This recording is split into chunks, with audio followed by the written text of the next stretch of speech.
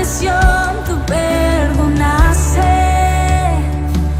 Nada nos separará.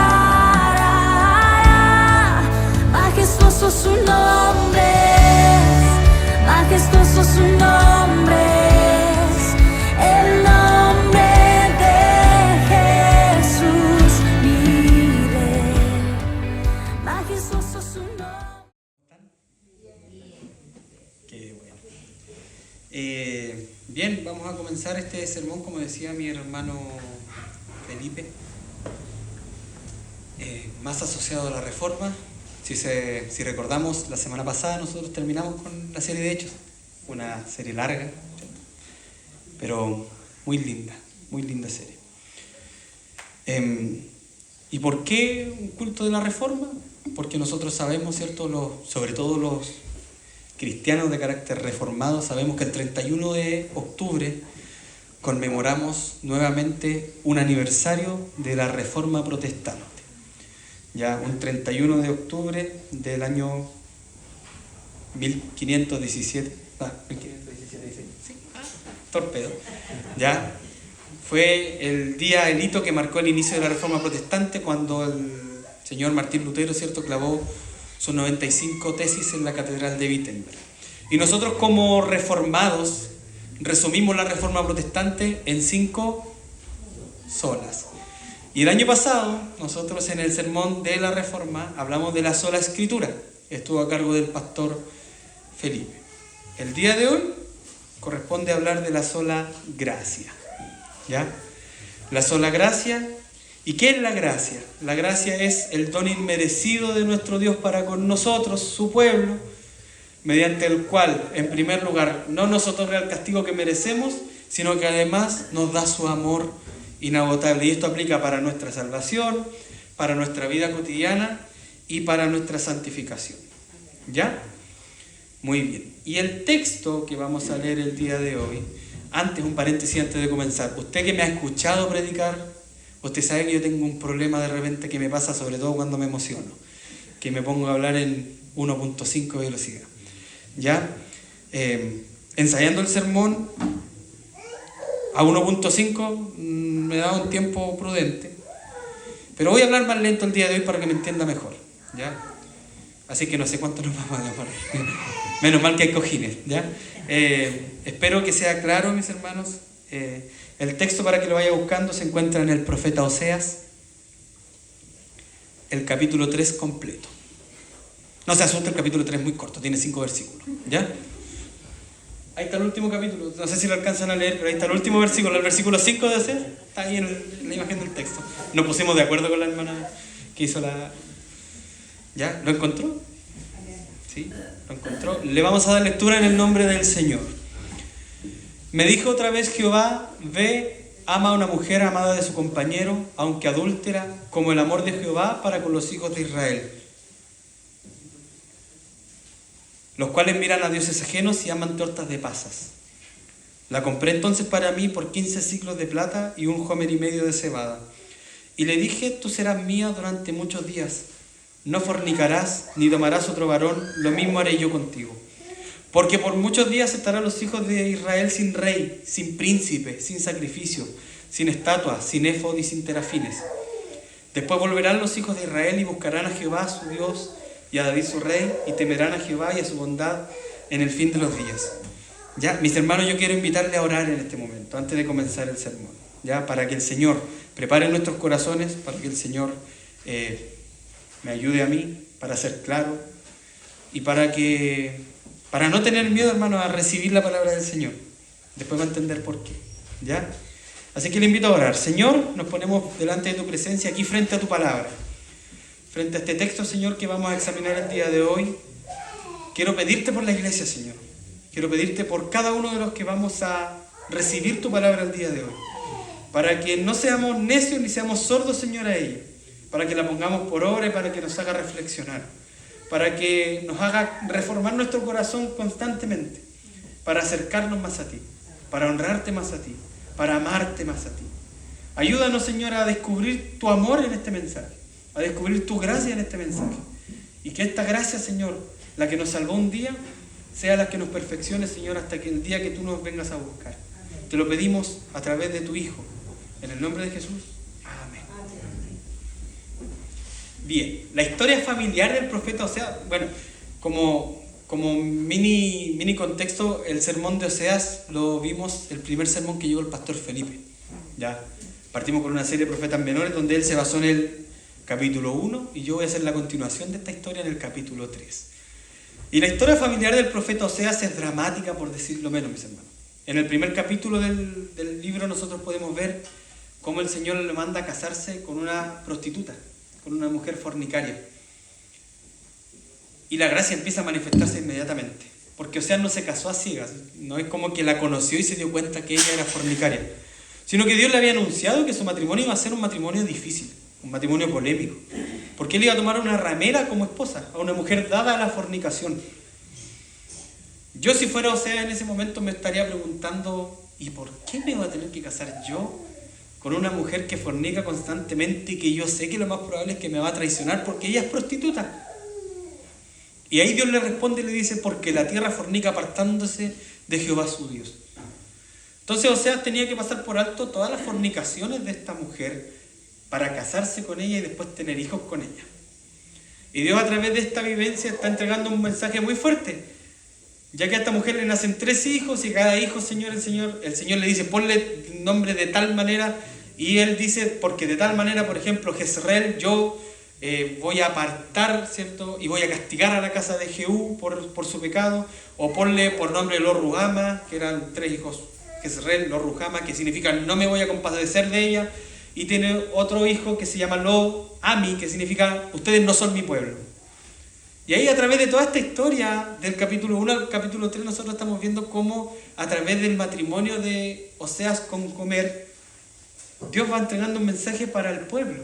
Dios va entregando un mensaje poderoso acerca del castigo que el pueblo iba a recibir por sus propias fornicaciones.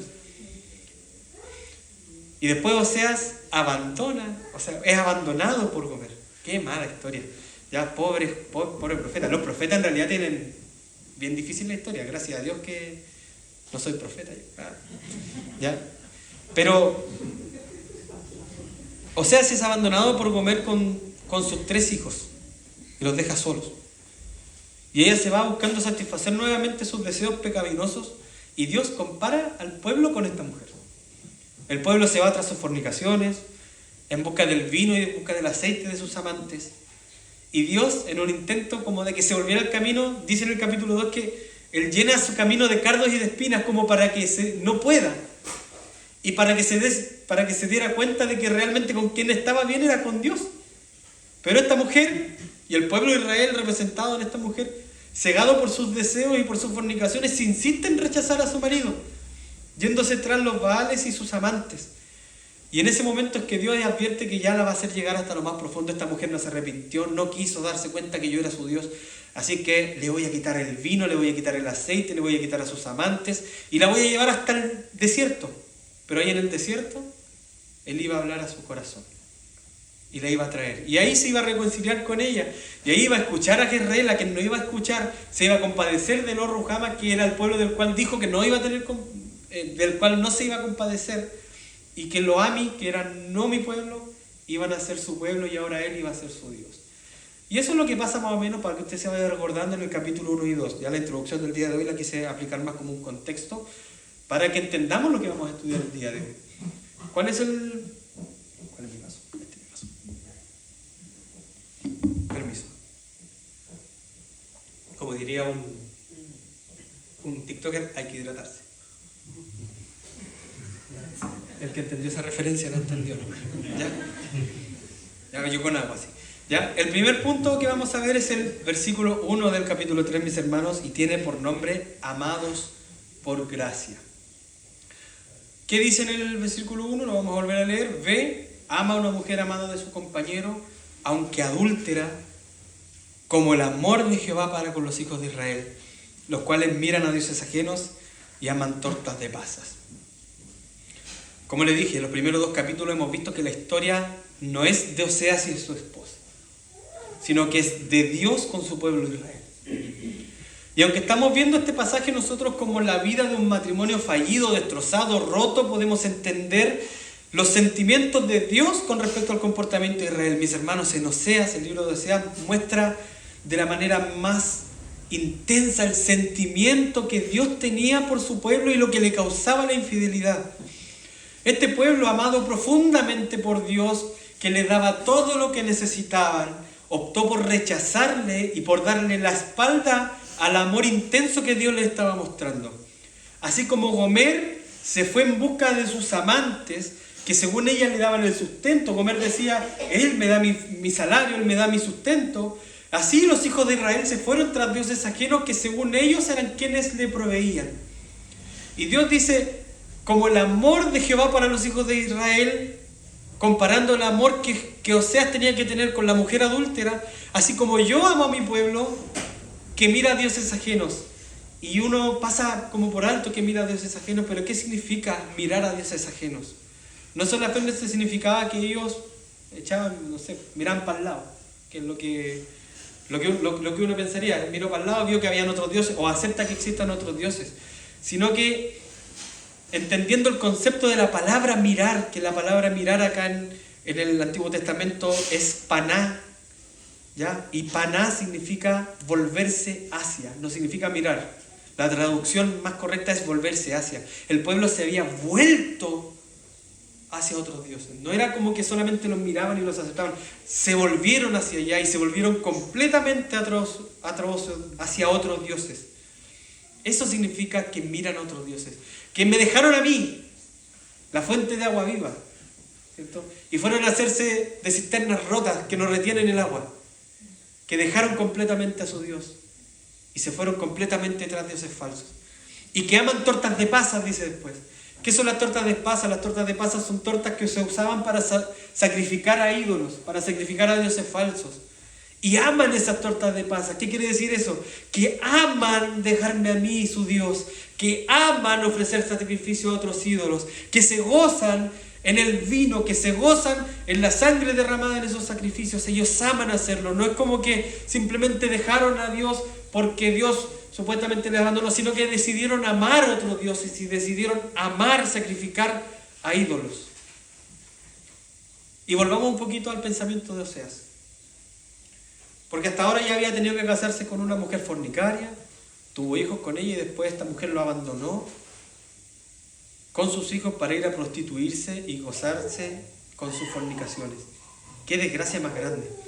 Y después Dios viene y le dice a Oseas, pero anda y ámala de nuevo, anda a buscarla.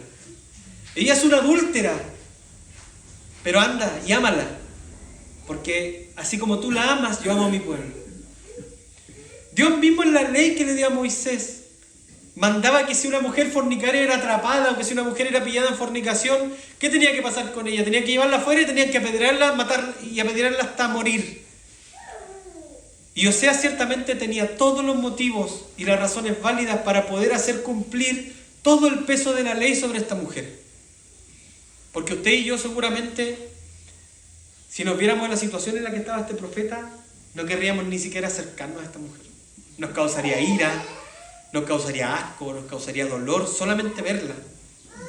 Luego de traicionarnos así, pero Oseas obediente fue y no solamente la trajo así, sino que la volvió a amar. Y la amó como Dios ama a su pueblo. Un pueblo que no había hecho más que darle la espalda a su Dios. Un pueblo que solamente lo cuestionó y murmuró contra él, siendo idólatras y ofreciéndole sacrificios a dioses falsos. Oseas amó a esta adúltera, así como Dios ama a alguien a quien Él le da todo. Alguien que no ha hecho nada por buscar ese amor, que no contribuyó nada para que Dios lo amara. Y que al contrario solamente se dedica a despreciarlo y a huir de Él quien es la fuente de todo lo que existe. Oseas amó a esa adúltera como Dios te amó a ti. Cuando tú estabas muerto, cuando tú estabas perdido en tus pecados. Y tú eras su enemigo y tú ibas contra Él. Pero Él te atrajo y habló a tu corazón. Y Oseas amó a esa mujer fornicaria como Dios te ama a ti y a mí hoy. Que aunque conocemos su amor perfecto, aunque hemos gustado de sus dones, de su presencia, de su bondad, pero seguimos corriendo tras los baales de nuestro corazón, creyendo que todo lo que tenemos es por nuestro mérito. Y no por la misericordia de Dios. El apóstol Pablo, muy humildemente, él dice, por la gracia de Dios soy lo que soy. ¿Está eso en tu corazón, hermano? ¿Reconoces todos los días que por la gracia de Dios tú eres lo que eres? Este amor que Oseas tuvo por Gomer, y este amor que Dios tuvo con Israel, y ese amor que Dios hoy tiene por ti, mi hermano, es gracia. Es gracia porque Dios siempre supo lo que iba a pasar con este pueblo. Siempre supo que este pueblo, que Él iba a redimirse, iba a ir tras dioses ajenos. En Deuteronomio capítulo 31, en el versículo 18, Moisés le dice, cuando yo me muera, este pueblo se va a ir tras sus ídolos, me va a dejar a mí, y va a volver, pero no se va a arrepentir de corazón, sino que de labio me va a buscar, y va a ser un ciclo interminable en el que Él va a huir, y yo lo voy a rescatar, y Él va a huir. Dios sabía eso. Dios sabía que eso iba a pasar. Si tú y yo tuviéramos ese poder de Dios, y viéramos que esa persona que amamos nos iba a traicionar una vez tras otra, ni de cerca querríamos acercarnos a ella, no querríamos ni verla, solamente la odiaríamos porque ya sabemos lo que va a pasar. Pero Dios no es así con su pueblo, Dios no fue así con Gomer, Dios no es así contigo. Nosotros en toda la Escritura vemos como Dios con su gracia, con su misericordia y con mucha paciencia restaura a un pueblo que constantemente se le resiste, que de labios le busca únicamente en tiempos de angustia, pero cuando sus bocas están llenas de alimento y cuando sus manos están llenas de bendición, corren tras ídolos falsos, tras ídolos que están muertos. Y Dios ciertamente pudo haber destruido, por ejemplo, a Adán y Eva en el huerto del Edén, pero Él quiso tener compasión de ellos y gracia con ellos. Dios pudo destruir a la humanidad completa en el diluvio universal, pero con su gracia Él decidió escoger a Noé. ¿Para qué? Para preservar un pueblo que iba a ser para Él. Pero este pueblo enorme que Dios prometió a Abraham vio la gloria de Dios a través de milagros, de maravillas, de sustento sobrenatural. Y aún así, ellos corrieron tras ídolos. Pero cuando se apartó de Dios, cuando se apartó de su Dios, este no les aniquiló, sino que los amó con un amor lleno de gracia y de misericordia. Y Él fue fiel a su pacto, enviando a un Salvador, a su Hijo, que iba a morir por un pueblo que, aunque fue salvado y justificado por Él, está lleno de pecadores que lo rechazan cada día. Está lleno de Gomers, está lleno de personas que somos adúlteros espiritualmente. Así que a Dios no le bastó tener misericordia de nosotros, quitando de nosotros el castigo justo por nuestros pecados pasados y presentes. Porque hasta ahí Dios ya hubiera sido perfecto, que Dios simplemente hubiera querido ser misericordioso y no castigarnos. Pero fue mucho más allá, sino que a Él le plugo amarnos y deleitarse en nosotros, únicamente por su gracia. Yo escuchaba una prédica donde el predicador se preguntaba, ¿y por qué Dios nos quiso salvar? ¿Y por qué Dios quiso apartar a un pueblo para así? La respuesta es, porque a Él se le dio la gana, porque Él le quiso, porque a Él le plugo tener gracia de nosotros. No por nada que haya hecho el pueblo de Israel, no por nada que haya hecho Gomer, no por nada que haya hecho tú, que haya hecho yo. Y este amor perfecto que un día nos salvó, es un amor que todos los días sale a la luz desde que despertamos hasta que nos acostamos. Porque nosotros seguimos siendo ese pueblo adúltero. Porque aunque Dios nos rescató y nos compró para sí, nosotros seguimos fallándole a este Dios. Seguimos desafiando a este Dios, seguimos huyendo de Él. Pero este amor misericordioso, este amor lleno de gracia, es un amor que día a día a nosotros nos restaura. Y ahí está el segundo punto del día de hoy. Restaurados por gracia. Y en el versículo 2 dice, la compré entonces para mí por 15 siclos de plata y un homer y medio de cebada. Fue a buscarla de nuevo. Vamos a hablar un poquito, examinar este versículo. El pago de Oseas por Gomer era un pago bajo. Ya, no sé si sabe usted cuántos son 15 siclos de plata, son 15 moneditas. ¿Ya? No se sabe por qué en realidad Oseas tuvo que pagar por Gomer. Algunos dicen que Gomer se había vendido como esclava de sus amantes. Algunos dicen que Ella le debía dinero a alguien y la retuvo porque le debía dinero y no tenía cómo pagarle. Recordemos que Dios le quitó todo. Y algunos dicen, incluso son un poquito más atrevidos, dicen que Oseas fue y volvió a dar como un dote nupcial por ella. Pero el punto acá no es por qué pagó. El punto principal es que pagó, y pagó poco por esta mujer. 15 ciclos de plata es mucho menos, es la mitad de lo que la ley mandaba a alguien a pagar cuando su buey golpeaba a un esclavo y lo dejaba inválido, porque ahí tenía que pagar 30 ciclos de plata. No pagó ni la mitad de lo que se paga cuando se golpea a un esclavo. Y dio un homer y medio de cebada. No era poco. Un homer y medio de cebada son más o menos 330 litros de cebada. Pero la cebada era un alimento muy común. La cebada era un alimento barato, era un alimento que no valía. Valía menos que el trigo y se ocupaba generalmente o para que las personas pobres comieran o para que los caballos comieran. Entonces, ¿se da cuenta? El hecho de que haya una baja cantidad de dinero y un producto tan común como la cebada en pago por esta mujer nos muestra un poquito del estado anímico en el que se encontraba Oseas. No sabríamos qué podía haber pasado, por ejemplo, si el precio por comer fuera más alto. ¿Lo hubiera pagado Oseas? ¿Hubiera pagado Oseas un precio un poquito más alto por esa mujer? Quizás no. ¿Valía algo esta mujer? No valía nada esta mujer. Y con esto el profeta le está diciendo a su esposa también que ella no está en condiciones dignas para volver con él. Ella no está en condiciones de tener la honra de una esposa. Porque cuando yo voy a casarme con alguien y tengo que dar un dote, yo no voy a ir con 15 moneditas y con un poco de cebada a pagar por ella. Yo voy a ir con lo mejor de mis vacas, con lo mejor de mi ganado, a pagar por una esposa. Pero esta mujer no valía eso. Esta mujer ya había perdido su valor. Y ella no estaba en condiciones tampoco para volver a él. Y aunque él la sigue amando profundamente, él ya no tenía la dignidad que tiene una esposa. Quizás si hubiera sido apresada injustamente por algún otro motivo, pucha, Oseas hubiera ofrecido su vida para salvarla. Hubiera dicho, no, lo que me pidiste te pago, probablemente hubo un regateo ahí. No, yo te la vendo por más. No, no vale más, yo te pago esto por ella. Y si quieres te lo pago, si no, no te lo pago. Pero quizá hubiera sido otra situación en la que Gomer hubiera sido apresada porque la agarraron unos malos y se la llevaron así. Hoy Oseas hubiera dado su vida por ella. Pero no. Fue y la compró por poca plata. Y por un elemento corriente como la cebada. Y acá podemos destacar dos cosas de lo que está pasando en este momento. En primer lugar, vamos a destacar la intensidad y la pureza del amor de Oseas por Gomer. Porque este amor, como dice el título del sermón, estaba lleno de gracia.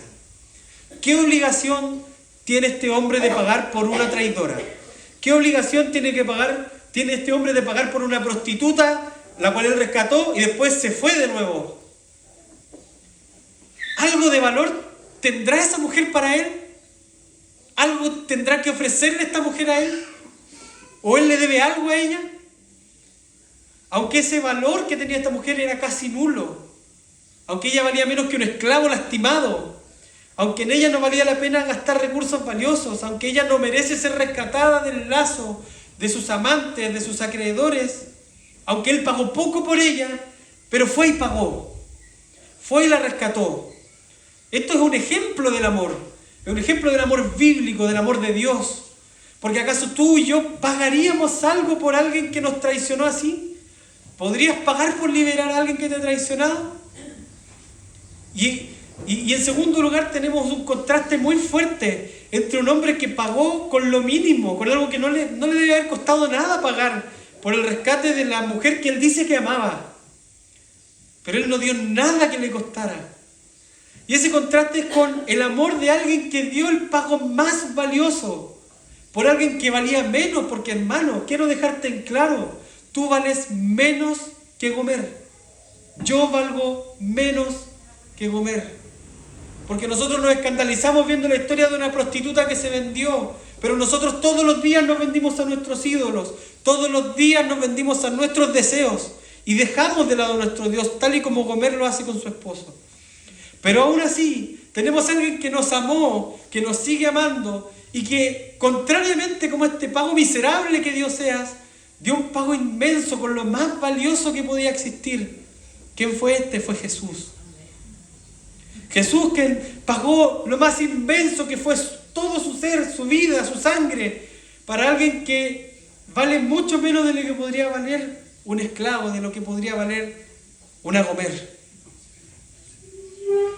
Tal como Gomer era cautiva de sus amantes, el pueblo de Israel estaba esclavizado por su idolatría, por su indiferencia, por su ingratitud.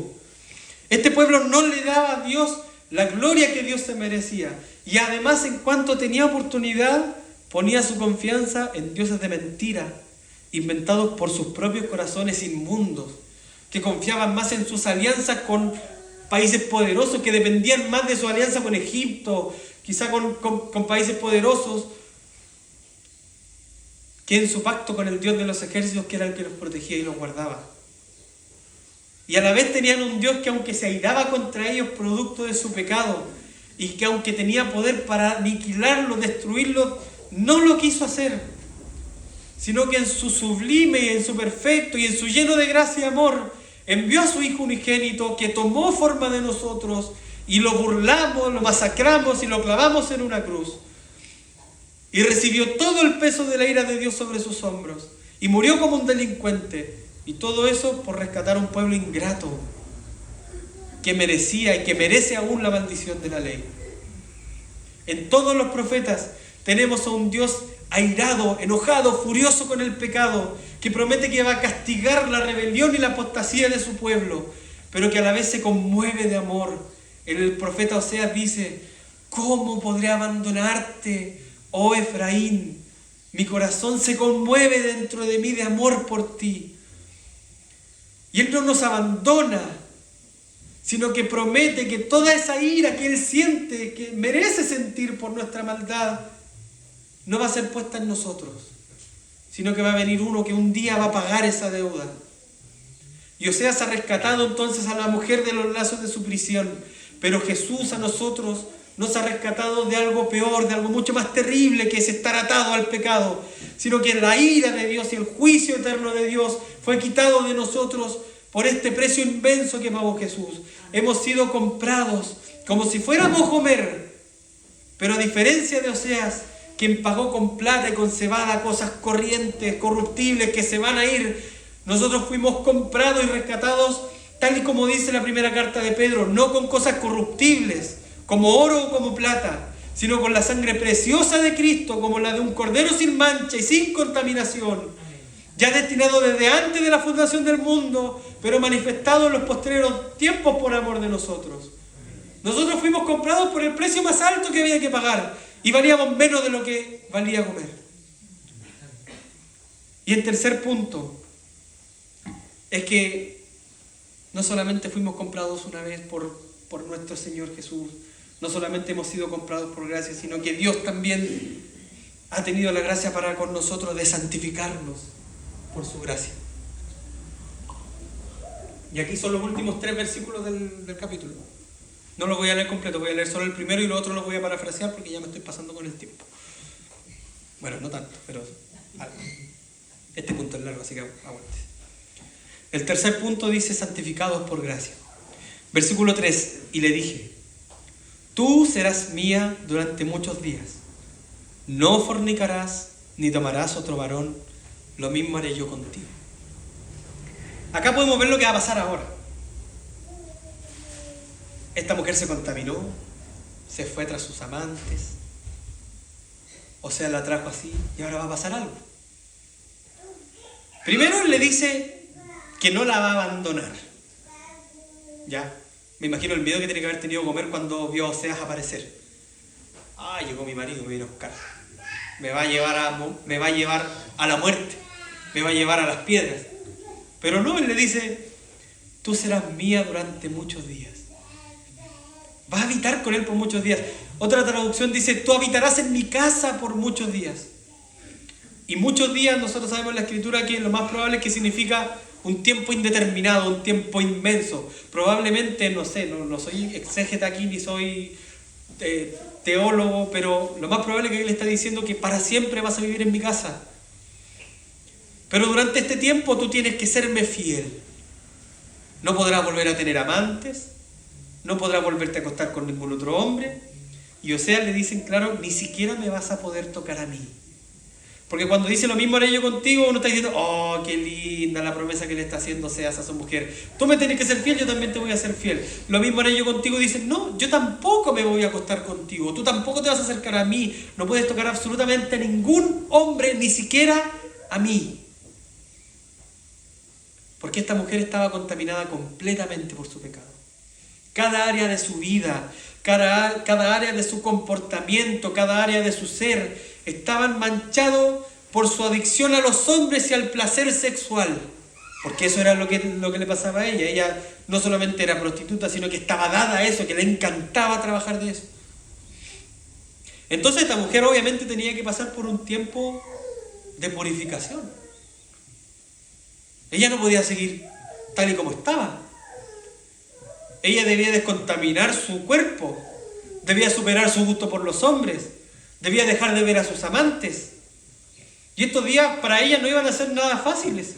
Estos iban a ser días pesados para ella, porque ella era adicta a irse tras otros hombres. Imagínese un alcohólico que está tratando de dejar de beber. Cómo su cuerpo tiembla, cómo puede llegar a morir. Un adicto a la pasta base que le dicen, tú no puedes volver a drogarte. ¿Cómo sufre esa persona? ¿Cómo sufre ese cuerpo? Pero ¿sabe lo que pasa? Que aunque para ella tiene que haber sido así de difícil dejar todo su estilo de vida llena de pecado, ella tenía ahí a su esposo, con ella al lado. Que aunque ya la miraba de lejos, porque con toda razón estaba enojado con ella, pero aunque la miraba de lejos, él nunca la abandonó, sino que él la recibió en su casa, vivió con ella. Y aunque ella ya no tenía privilegios de esposa, él no le dijo como le diríamos nosotros a alguien, anda, cambia tu vida y después vuelve para acá.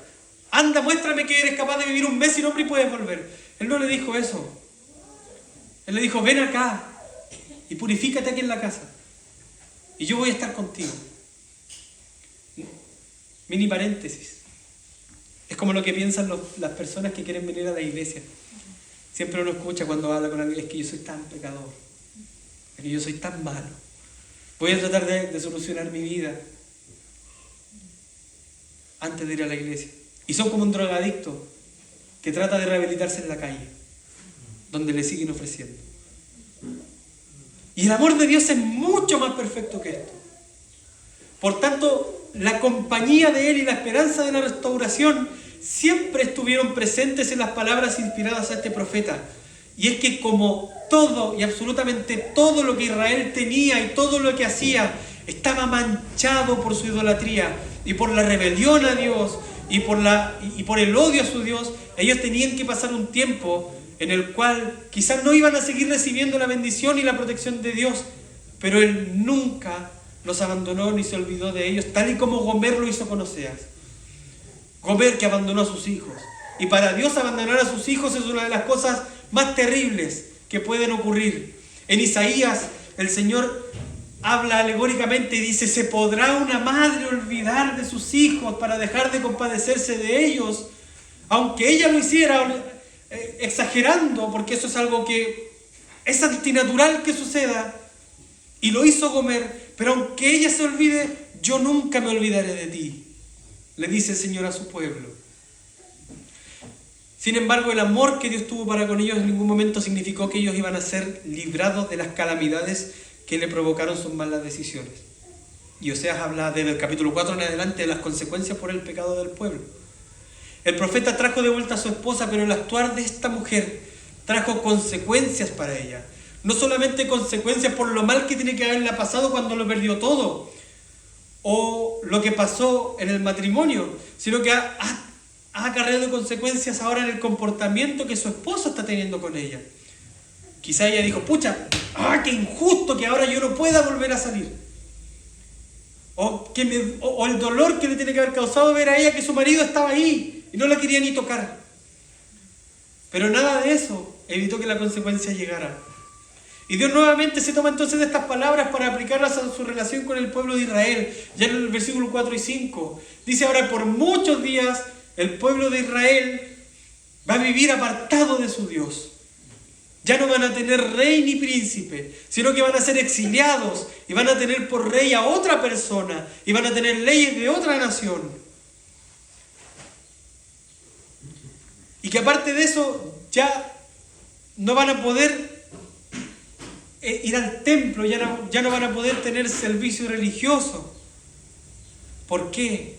Porque todo el culto de Israel estaba manchado por la idolatría. Recordemos que en los tiempos de Oseas, el rey Jeroboam II, cuando se separó el pueblo, ¿cierto? Cuando se separaron las tribus, este hombre dijo: ¿por qué van a tener que caminar hasta el templo para adorar? Mejor pongamos un par de becerros de oro acá. Y ahí está su Dios. Y él puso sacerdotes que según su corazón tenían que ser sacerdotes.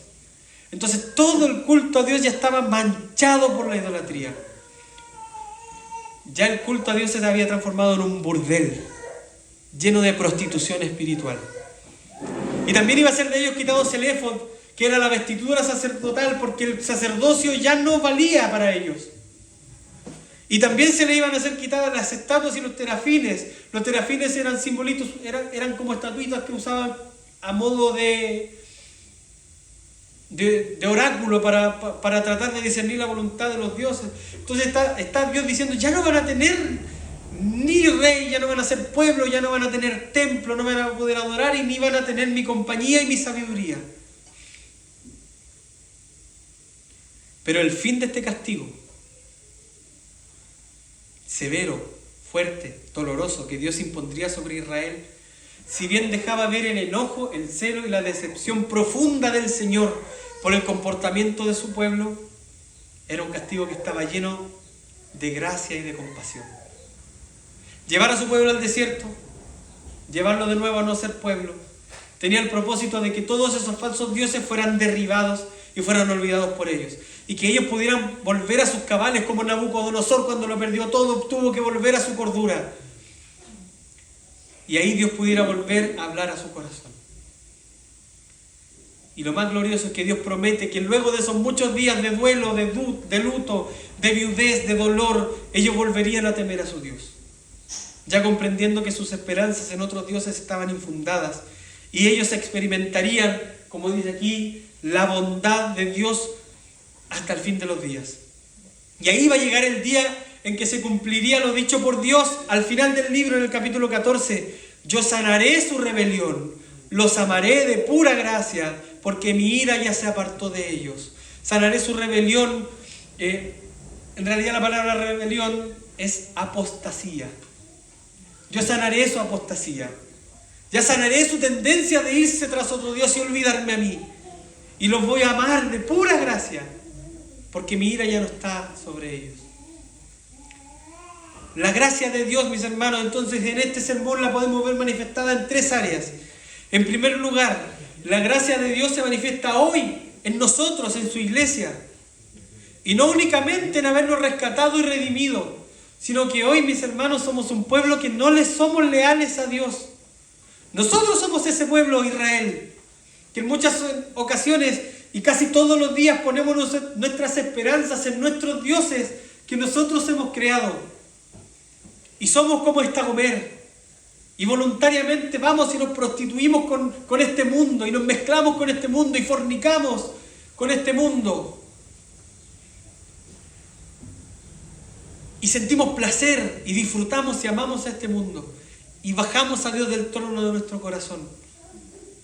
Pero hay gracia ahí, porque aún así somos amados profundamente por un Dios que se conmueve de amor, por nosotros, y nos ama a tal punto de que aunque somos pecadores, aunque aún tenemos tendencia a dejar a nuestro Dios, Él se goza, Él se complace, Él se deleita en amarnos a nosotros, pero no por quienes somos, pero no por lo que hacen, no por lo que yo hago, sino porque en vez de mirarnos a nosotros, Él ve a Jesús.